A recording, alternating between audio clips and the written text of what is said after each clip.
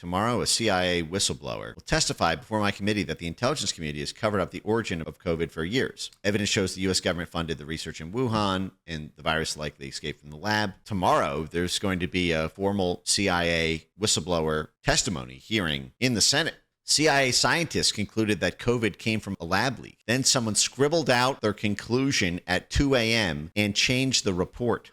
Holy shit, dude. This is something we've spent a lot of time on these streams going over. The CIA's role in COVID, top to bottom, in the creation of COVID, in the censorship of COVID, in the cover-up of COVID. It was a military operation, and to a significant but slightly lesser but related extent, a CIA operation because of the CIA's role in clandestine support for the military. Remember, the CIA only has two reasons to live: as covert support for the State Department or as covert support for the military. It is the ugly stepchild of the State Department, Department of War, dual nexus of national interest, national security. Just as plausibly deniable dirty work for either our national interests or for national security, for our economic and diplomatic interests or for our military interests. And USAID, of course, provided $15 million worth of funding to the Wuhan lab. And as I have said many times, when it's too dirty for the CIA, you give it to USAID. Any long-term CIA covert action becomes a USAID program over time. Let me just make this as patently clear as humanly possible. On a long enough timeline, every CIA program becomes a USAID program. And the reason for this is a logistical one. If you think about how a CIA activity starts, you have basically covert action. We get there.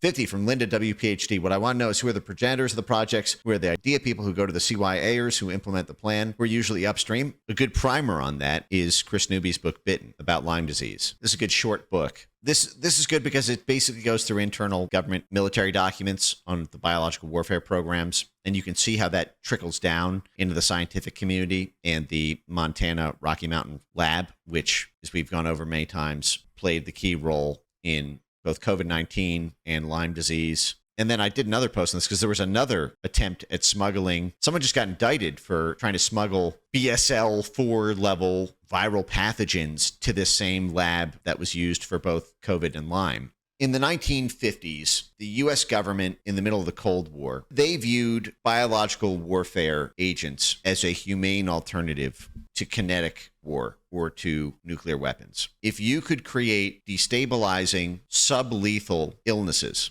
that could destabilize a country economically and destabilize them militarily, but would not result in hundreds of thousands of deaths, then that was viewed as a humane alternative to murdering hundreds of thousands of people or doing the Hiroshima option. And so starting, I believe, in the Korean War in 1950, but then really in the late 1950s with Cuba, in our attempt to roll back the Cuban Revolution under Fidel Castro, the U.S. military, together with the CIA, devised a plan to do gain-of-function research on ticks and basically bugs and insects, super juice them with diseases, pathogens, viruses, and then drop large quantities of those ticks and insects over the agricultural crop workers in Cuba, the sugarcane and fruit and agricultural base of Cuba that forms its main export to the world, so that since there was not the ability to declare war on Cuba militarily, the idea was, without having to militarily invade Cuba, which we don't have the public will for, this is what Operation Northwoods was about, trying to create a pretext to convince the American people in Congress to declare war on Cuba. The idea was, rather than killing hundreds of thousands of them or invading militarily, we could force them to their knees by having a freak, this was the language, right? A man-made virus which would appear to be of biological origin. We went over the receipts on this many times. This was in the JFK files released in March of last year. 1962, I think it was. The group, the special group, then turned to a discussion of agricultural sabotage. General Carter from the military emphasized the extreme sensitivity of any such operation and the disastrous results that would flow from something going wrong, particularly if there was obvious attribution to the U.S. He went on to say, however, that it would be possible to accomplish this purpose, agricultural sabotage, by methods more subtle than those indicated in the paper. He specifically mentioned the possibility of producing crop failures by the introduction of biological agents which would appear to be of natural origin, but they were not of natural origin. Biological agents which would appear to be of natural origin. He's talking about souping up Lyme disease in ticks, dropping them in Cuba, and then pretending like it came from ticks, not from military scientists at the Rocky Mountain Lab. Goes on to say we could induce crop failures in Cuba by introducing biological agents which would appear to be of natural origin. Mr. Bundy said he had no worries that any such sabotage, which could be clearly made to appear to be the result of local Cuban disaffection or of a natural disaster, but that we must avoid external activities such as the release of chemicals unless they could be completely covered up. So we should only airdrop ticks with Lyme disease on Cuba if we can argue that it naturally came from ticks, not from the U.S. military, and we could cover up the U.S. role in planting them in Cuba. Goes on here. Again, this is all public declassified documents that were classified for 60 years until just last year. I can't believe this thing only got 1.2. I mean, I'm grateful to get 1 million views on something, but we did this in a private stream in our JFK Files stream, and I feel like this should be public knowledge. It's so incredible. Now it says, on a most discreet, strictly need-to-know basis, Defense, so the War Department, is to submit a plan by February 2nd on what it can do to put a majority of workers out of action in Cuba in order to economically destabilize them, to force them to their knees, so that the U.S. can win Havana back. So this is a most discreet, strictly need-to-know basis. Defense is putting together a plan to put a majority of Cuba's agricultural workers out of action, unable to work in the cane fields and sugar mills for a significant period during the remainder of the harvest. It is suggested that such planning consider non-lethal biological warfare, BW, biological warfare, insect-borne. Now, you guys see the brackets, around non-lethal, insect-borne biological warfare agents? That's because that was classified until March 2025. And this is just batch released in the JFK files. I mean, this is an unbelievable disclosure that should be taught in history books to every American. Introduced secretly. So this is the U.S. military with a plan to put Cuban sugarcane and cane field workers out of action by secretly introducing non-lethal, insect-borne biological warfare agents to the target area in Cuba by the Navy. And then it says biological warfare information for this planning can be obtained from Mr. Robert Edwards at Fort Detrick, Maryland, the same place where the anthrax strain was amazingly taken after 9/11 to drum up the anthrax, the Al-Qaeda anthrax scares. If you remember the samples, when it was discovered that actually the anthrax strains after 9/11 that were targeting members of Congress who were hesitant to declare war on Iraq, it was discovered that they were actually a military strain from Fort Detrick, the same lab used in Lyme. And Mr. Cornelius Roosevelt at CIA, okay? The plan will require policy approval before implementation. So this is a Department of War biological warfare plan to drop a sublethal animal-borne virus, but the animals were gain-of-function freak given the virus by military scientists working together with the government-funded lab and the CIA, who is taking care of the planning details, okay? So what you have is a military biological warfare program that is being spearheaded clandestinely by the CIA. That is, I think, a very telling anecdote for how you have, for example, who was Tony Fauci? He was a military guy. He ran NIAID. 20 from Linda W. PhD. Research indicates that messages have to be repeated 7 times before customers start to grasp them. Not surprising these connections aren't sticking. I think they will. I haven't made a crusade out of it. I think I talked about Joe Rogan offhandedly, but I don't think I put the receipts on screen, which is a miss. But I actually think that with the CIA hearing tomorrow with Rand Paul, I haven't even clipped our 5-hour super stream on Johns Hopkins and Event 201 and Averil Haynes, which is another huge thing here, because coming back to this Rand Paul thing, CIA scientists concluded that COVID came from a lab. Well, who was the deputy head of the CIA? And again, the deputy is more in the weeds than the director. In any, whether that's State Department, Department of War, CIA, USAID, the administrator, the director, the number one has to deal with the interagency, the stakeholder consensus, the political, the funding. The head of the agency doesn't do the in-the-weeds work. People report up to the deputy is the workhorse, the keeper of all of the knowledge. In fact, there are many things that the deputy will deliberately not tell the head of the agency, and that the head of the agency will tell the deputy, don't tell me this, because it's the head of the agency who gets called to testify before Congress. And they want to be able to say to Congress, I have no information about that. I haven't heard anything about that, not to my knowledge. And if there's some written communication from the deputy to the administrator about those details, then the plausible deniability is blown. So it's the deputy who really runs the nitty-gritty and is the keeper of secrets, much more so than the actual head of the agency. The head of the agency is, for the most part, the veto vote on the deputy. But the deputy is the workhorse, the grunt, and the keeper of secrets. And the deputy head of the CIA, when the U.S. military and ODNI and CIA were working on gain-of-function coronaviruses in 2015, the deputy head of the CIA was Averil Haynes. Averil Haynes then played the key role in representing the U.S. intelligence community in the Event 201 coronavirus outbreak pandemic simulator in October 2019, and then was made the head of the ODNI by the Biden administration day one, January 2021, at the peak point of the virus. Why was Averil Haynes made the head of the ODNI? The most important geopolitical issue, trade issue, intelligence issue, global issue at that time in January 2021, and for all of 2021, was COVID-19. So how did Averil Haynes become the head of the entire intelligence community? Probably because she was the keeper of secrets from the CIA about the coronavirus outbreak in the first place. And we know that, for example, Ralph, and we covered this multiple times on stream, but I'll just play the greatest hits again. In September 2015, the CIA and ODNI reached out to Ralph Barrick to discuss a possible project on coronavirus evolution and adapting coronaviruses to humans. Less than 2 months later, Ralph Barrick and Zhengli Shi, Dr. Zhengli Shi, the bat lady, the Wuhan Institute of Virology bat lady. This is her, Zhengli Shi, the bat lady.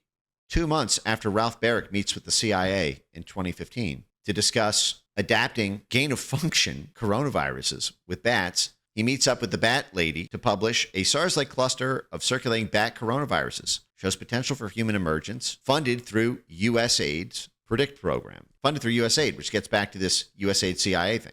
In 2018, Barrick and Shi, Ralph Barrick and Shi, the bat lady in China, were listed as collaborators on the proposal to DARPA to insert a furin cleavage site into a coronavirus, which is the defining feature of COVID-19. DARPA is, again, the U.S. military. And then January 2020, right as the outbreak is happening, Barrick was summoned to the ODNI, which would come to be run 1 year later by Averil Haynes, who was the deputy head of the CIA when they first started working together, and who was a key player at the Event 201. But Ralph Barrick was summoned by ODNI's Biological Sciences Experts Groups to brief officials from ODNI and CIA on origins of the coronavirus, discussing a possible accidental lab release at the Wuhan Institute of Virology, the very place Ralph Barrick was working with the Wuhan Institute of Virology's bat lady, including a proposal to insert a furin cleavage site into a coronavirus, which is the defining biological feature of COVID-19. And not only that, Ralph Barrick even mentions in this exact set of receipts, he says to the CIA, you guys see this here? So this is September 2015. Barack Obama is still in office. Averil Haynes is the deputy director of the CIA. The CIA, CIA.gov, writes to Ralph Barrick. You get an email from CIA.gov as Ralph Barrick saying, request for your expertise. This is in 2015 under Obama. The CIA writes to Ralph Barrick, Ralph, I just wanted to reach out again to see if you would have a chance next week to discuss a possible project. And what does Ralph Barrick reply? To the CIA and to the Director of National Intelligence. My apologies for not responding earlier. I was traveling through Montana, out of touch probably because he has electronics in his skiff. Unfortunately, I have to leave for Beijing on Saturday. So can we do next week? So he's going straight from Montana to Beijing. Where do you think he was in Montana? Well, you know the answer to this. Montana was the site. This was the Rocky Mountain Lab, the same lab that the military used. Again, military and CIA to create sublethal biological warfare agent viruses, which would appear to come from an animal. Tony Fauci run lab in Montana. That's the Rocky Mountain Lab. They say Tony Fauci run, but it's NIAID. It's military run. It's the military medical agency that Tony Fauci is in charge of. Experimented with coronavirus strain shipped in from Wuhan a year before the COVID pandemic began. And again, a year before is so relevant because a year before is when DARPA had a proposal to insert a furin cleavage site into a coronavirus. And Ralph Baric and his Chinese Wuhan Institute of Virology partner, Bat Lady, were listed as collaborators on that proposal to insert the furin cleavage site into a coronavirus. Now, the official story on this is that it was a proposal, but it was never implemented. But what if it was? What if it was implemented by Ralph Baric and Zhengli Shi in secret at the Rocky Mountain Lab in Montana, the same lab that produced Lyme disease, in which we now know, thanks to declassified records, were literally planned to be used to accidentally leak them into Cuba and, quote, drop biological agents which would appear to be of natural origin, and then completely cover up the U.S. role in it, the Rocky Mountain Lab, Montana. So while Ralph Baric is working with the CIA and ODNI, and his research is being funded by USAID and the military, gain of function, operations, again, research. But that exactly lines up. Working directly with the CIA, ODNI, the military gain of function lab in Montana, and Beijing, where his partner, the Bat Lady, Zhengli Shi, they were mutually working on a U.S. military project and USAID-funded project worth tens of millions of dollars to do this for the military. Does that make sense in terms of answering kind of like hierarchy here? I think that's why Averil Haynes was put in charge of ODNI.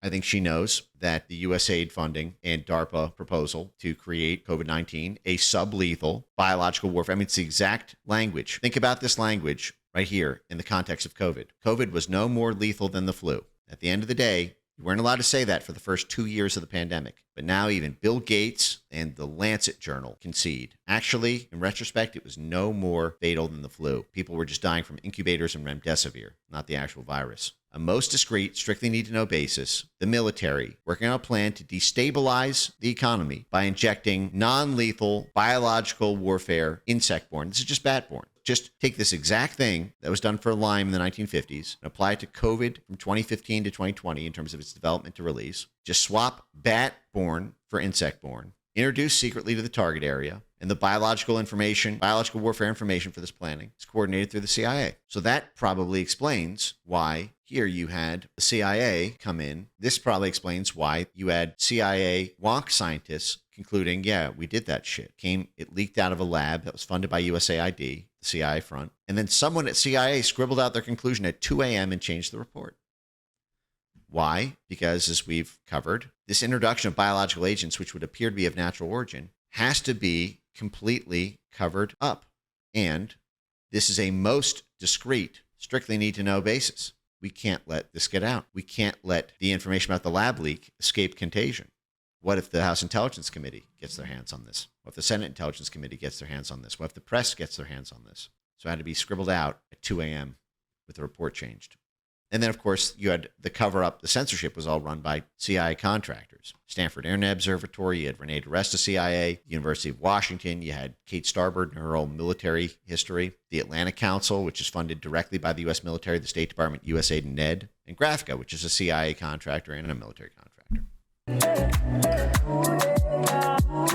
Actually, I didn't finish my point here, which was I started with this diagram, these three things that I wrote, and why this connects to what's happening tomorrow with the CIA and COVID. So I started by saying on a long enough timeline, every CIA program becomes a USAID program.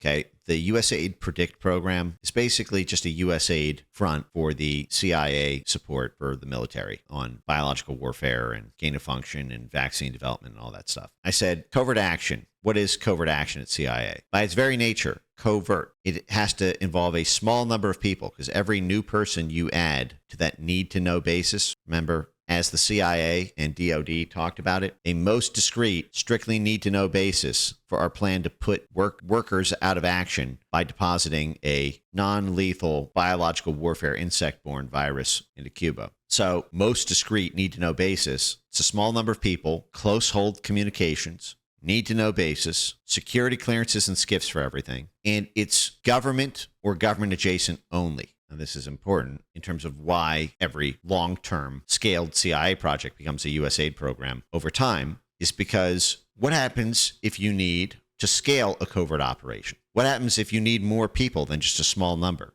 What happens if you need more people than who have classified top secret security clearances? What happens if things need to move fast and are bogged down by the logistics of everything having to be close hold comms, private meetings in a skiff? What happens if actually the success of the program depends on political support or public sentiment approving it? What happens is you need a USAID program as a front for the CIA program, so that you can go from it being government adjacent only to a whole of society. Government, private sector companies, nonprofit foundations, NGOs, civil society organizations, democratic institutions, and media. What happens if the success of this covert action requires the media to popularize the ideas or to promote it to policymakers? Well, you actually, rather than having a small number of people who keep the whole thing secret, you need some program with tens of millions of dollars in its budget to make this thing work, to get a large number of people to support what the small number of people wanted to be done. You need, because you are now involved in a whole society network,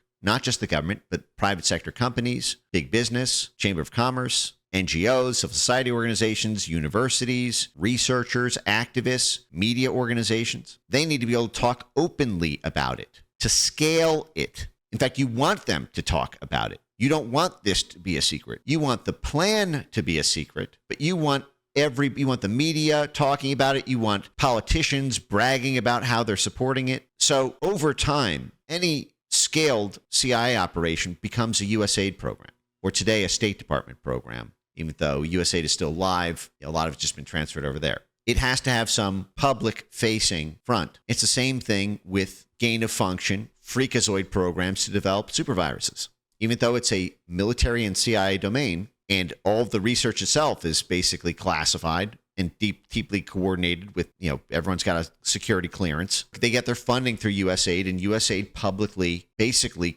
generates the media support, the political support, the popularization for more and more people to get into the space, the networking with the private companies. You're working with Pfizer and Moderna and J&J and the American Medical Association and the veterinary medicine folks and all the trade journals and all that. That's how you have USAID funding for this CIA military operation. Does that make sense? Yeah, exactly, NED. This is why NED is perfect. Although it's not even overt action anymore. The great irony about NED is NED still has this blanket agreement with state that they don't need to publicly publish other grant recipients anymore. Since 2021. For 30 years, they said, we're overt action because you get to see everywhere we spend our money. And then first year of the Biden administration, the Biden administration State Department says, actually, you don't need to report that anymore. Keep the whole thing covert. But we're still a private NGO, but you're funded entirely by the U.S. government. Yeah, we also get some funding from big corporations who pay us to get basically classified CIA briefings to help them make money in